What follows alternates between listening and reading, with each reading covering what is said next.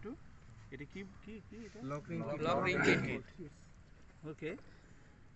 প্রিয় শিক্ষার্থীরা, আমরা আজকে দেখব হচ্ছে ফ্রিজের লকরিং। এটা হচ্ছে মূলত গ্যাস একটা কম্প্রেসারের সাথে যে লাইনিং যে কানেকশন আছে টিউবের, সেই কানেকশনে জোড়া দেওয়া। আগে এটা হচ্ছে গ্যাসের সাথে গ্যাসের মাধ্যমে দিয়ে জয়েন্ট দেওয়া হতো, এখন সেটা হচ্ছে আমরা সরাসরি গ্যাস ছাড়াই এটা জয়েন্ট দেবো। এটার জন্য এটার নাম হচ্ছে লকরিং। এটা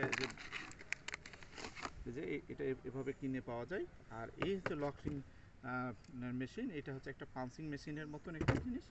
তো এই একটা টিউবের সাথে আমরা এটা কিছুক্ষণ আগে এটা লাগালাম, এখন আপনাদের মাঝে এটা আমরা লাগাবো। এটা এই টিউবটা এর মধ্যে দিয়ে নিব। তারপরে এই যেখানে আর একটা অংশ আছে সেটা আমরা পিছনে দিয়ে লাগাবো। দেন হচ্ছে আমরা এটা এই সোজায় বসাই দিলাম। এখন একটা কথা হচ্ছে যে আমরা এটাতে একটা হচ্ছে এই পেস্ট আটাটা আমাদেরকে দিতে হবে। এই আটাটা দিব হচ্ছে কোথায়, যে এই জায়গায় একটা মাপ করে নিব, এইখানে একটা মাপ করে নিব। এই মাপ অংশে আমরা কি করব, আচ্ছা এই যে এই জায়গায় আমরা কি করব, একটু আটাটা দিয়ে নিব। হ্যাঁ, এই আটাটা দেওয়ার উদ্দেশ্য হচ্ছে এর মধ্যে যেন আবার কোনো লিক না হয়। আমরা দিয়ে নিলাম। এরপরে হাত টাচ করলে কোনো সমস্যা আছে আটাতে? না, আটাতে হাত টাচ করলে কীভাবে হবে, আমরা বারবার দিয়ে নিলাম। হ্যাঁ, আবার এটাকে কি করব, হ্যাঁ।